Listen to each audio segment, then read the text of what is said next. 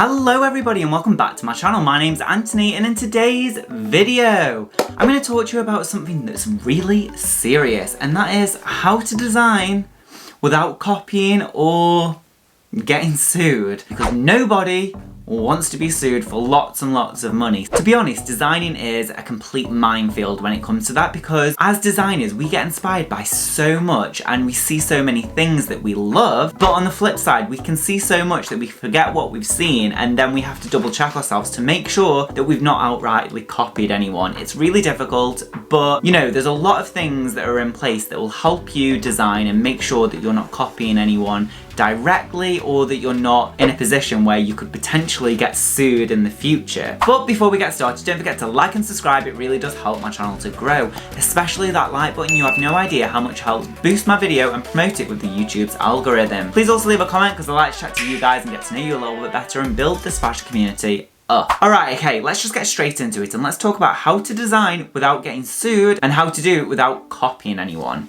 Well, let's first talk about the different types of copyright and different infringements that you as a designer might come across. The first one that you really need to know about is copyright infringement. Now, copyright is a type of intellectual property that gives its owner the exclusive right to make copies of a creative work. Usually this is for a limited time. The creative work may be in literacy, artistic, educational, or musical form. So what we're talking about is an art, basically.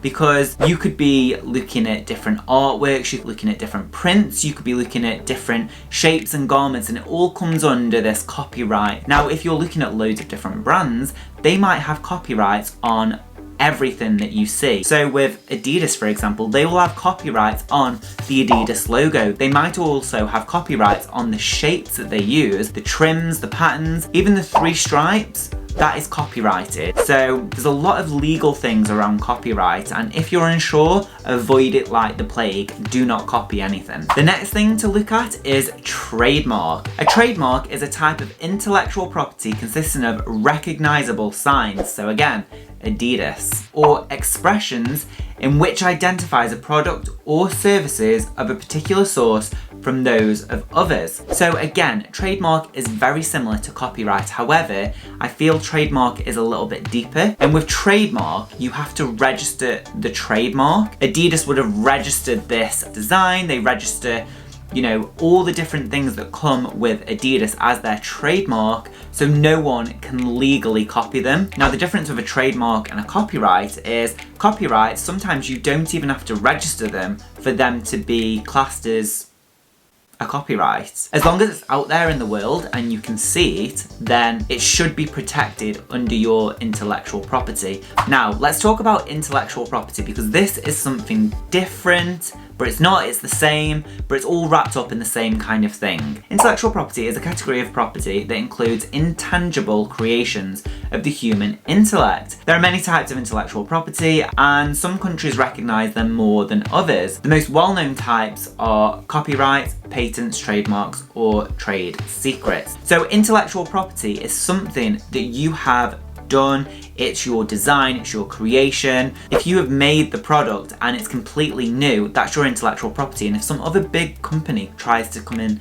use that idea or steal it or anything like that, you don't necessarily have to register a trademark, you don't have to register a patent, because you're the one who came up with it. As long as you can prove that you had the idea first, then you should be okay under intellectual property. However, if you're designing and you see a small business that has done something and you're thinking, oh, they're only small, you know, it doesn't matter. Well, yes, it does, because it's their intellectual property, so make sure you do not copy them. So as a designer, how can you design and not get sued and not actually outright copy anyone? Well, the first thing is, don't copy anyone. Come up with original ideas. You can be inspired by something, but don't ever directly copy something, because it will likely result in copyright infringement, trademark infringement, intellectual property infringement, and you may get sued. So be very careful when you're designing and using a lot of inspiration. And one thing that I really want to say and really get across to you is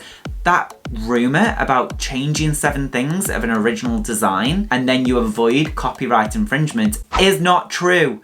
Do not listen to that. It's not true. I hear so many designers saying, oh, well, I've changed 7 things, so it's fine. It's not. If you've copied something, regardless of how many things you've changed, you've copied it. So make sure that you're not falling into that trap of changing 7 things and thinking it's okay. It's not. So let's talk about how you can design and make sure that you're not copying. We all are inspired by loads of different products. You can see loads of different things on the high street, on the internet, that can inspire you into the direction that you want to go. But that's it. It's just inspiration. You should never directly copy. So if you see a really nice t-shirt shape that you like, and you see a fabric of something else that you like, and you see a print of something else that you like, you can bring all these together to make a new garment. You have to make sure you're not outright copying the whole thing of one t-shirt. What you're doing is taking inspiration from loads of different sources and bringing them together to make a new inspired garment. If you're looking at prints or you're looking at graphics and things and you're bringing them to the new garment, it's not just a case of putting it on a new shape or putting it on a new fabric. You have to make sure that you are drawing inspirations from not just one source of a print or a graphic. What you need to look at is, say you're looking at geos, you need to look at maybe 7 or 8 different types of geos and then take elements from each one to bring them together and make a completely new geo. Or you can look at retro, you can look at vintage and use that as inspiration to create a new graphic or print. And you need to come up with your own way of interpreting that information that you're gathering into your own design. Now it is really difficult and it does take practice. Don't get me wrong, like, it's a very difficult thing to see something that you love and to change something in a way that doesn't infringe copyright. It's really, really difficult. And if you're starting a new brand and you're out in the market and you see something that you really like and you're buying that product as a sample to send to a supplier for them to copy, don't do that either, because that is even worse, because you are directly copying something. You of course can take inspiration from the shape. When it comes to that, you really need to pull it together, figure out what you like and what you don't like, and incorporate what you like into a new block so you're not copying the sample. You can also be inspired by texture, by fabric, which is a lot easier because not everyone owns a fabric. I mean, Burberry own their check, but they don't own the fabric that the check's printed on. Unless it's woven, then if it's a woven check, they own the fabric. At the end of the day, copyright, trademark, and intellectual property is a really difficult minefield to navigate, especially when you're a designer, and especially when you're a new designer. And this is just the tip of the iceberg when it comes to design and how to make sure that you're not getting sued. There's a lot more, it can go a lot deeper, and I would wholeheartedly suggest that when you're designing, you research into these topics and make sure that you fully understand what the different trademarks are, the copyright and the intellectual property are, so you don't fall short and accidentally copy other people. But anyway, that's it for today's video. If you liked it, give it a big thumbs up and don't forget to hit that beautiful red subscribe button. Please also check out my Etsy shop where you can buy cards and vectors to help support you in your everyday design life. Otherwise, I'll see you here every Monday and Thursday with a brand new video. Alright, okay, thanks for watching. Alright, bye. Cha cha cha. Bye.